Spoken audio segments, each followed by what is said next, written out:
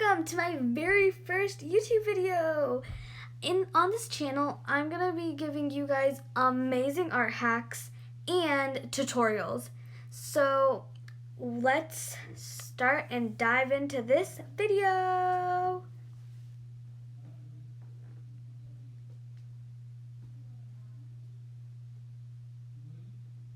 So for this video, I'm gonna be showing you some Procreate basics.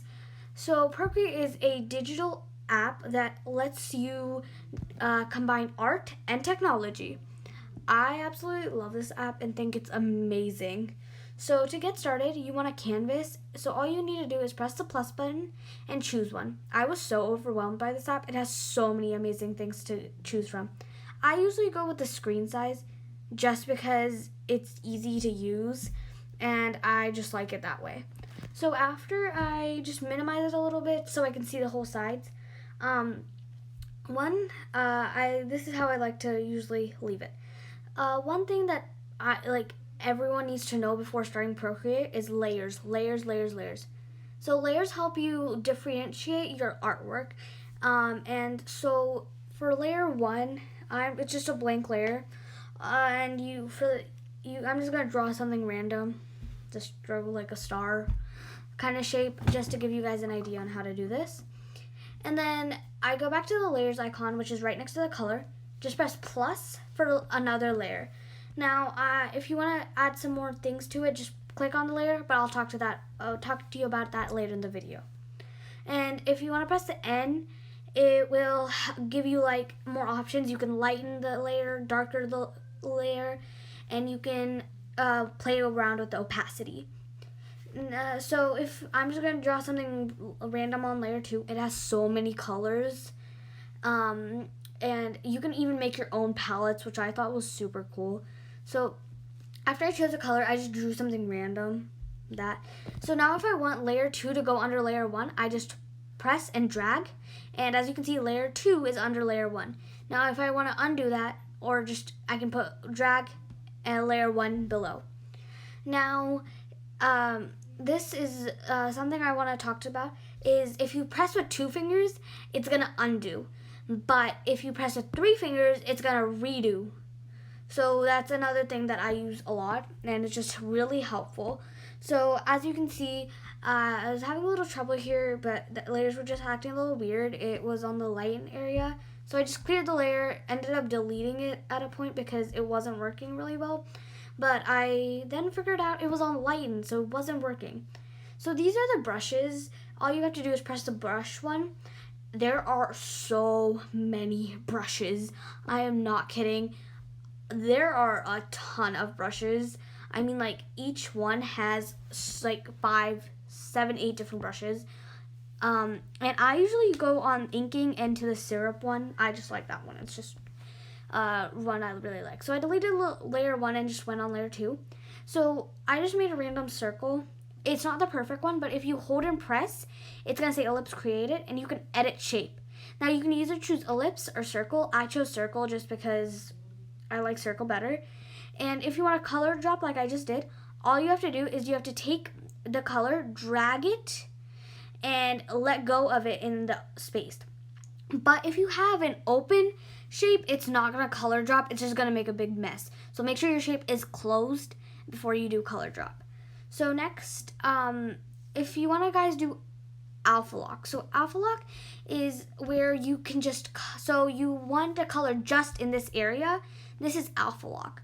So alpha locks helps you color just in one area, but there's something very similar. It's called clipping mask. So if you want to clipping mask something, you have to go on the layer above it, and you clipping mask it, and that layer will just get down to the bottom layer, and you cannot draw anywhere outside of that layer. As you can see, it has the same thing on alpha lock, but alpha lock is for just the same layer.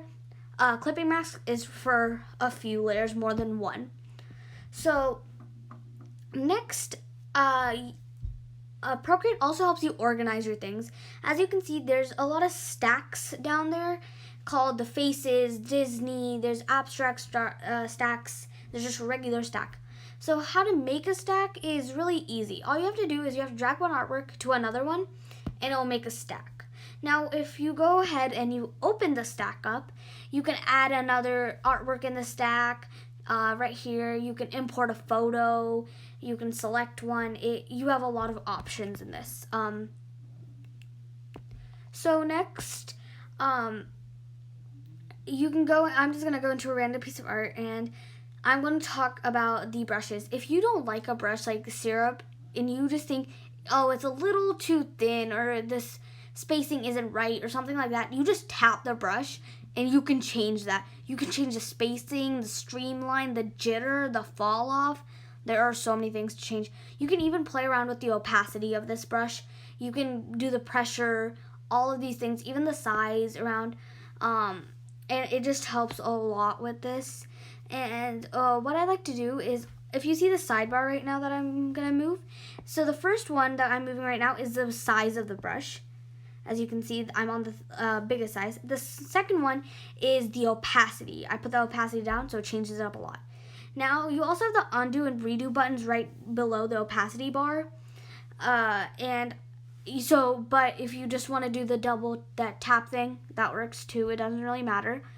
And so I'm just playing around with the brush bar and the opacity bar, and then the colors.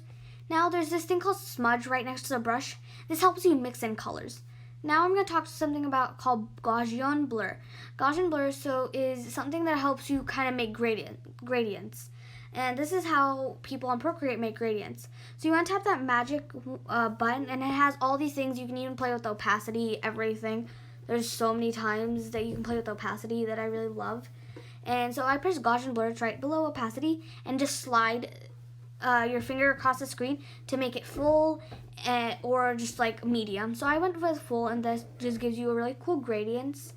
And I usually use Gaussian blur because smudge usually just mixes the colors up. As you can see, it doesn't really do anything else and mix the colors up. So I don't really like smudge that much. I used to just do smudge because I didn't know what Gaussian blur was, but now I just do Gaussian blur. So I would rather do Gaussian blur and just start with that. So this is the end of the video. Please subscribe to my channel. This is my first video. I would love if you could hit the bell button and subscribe. Thank you for watching. Bye.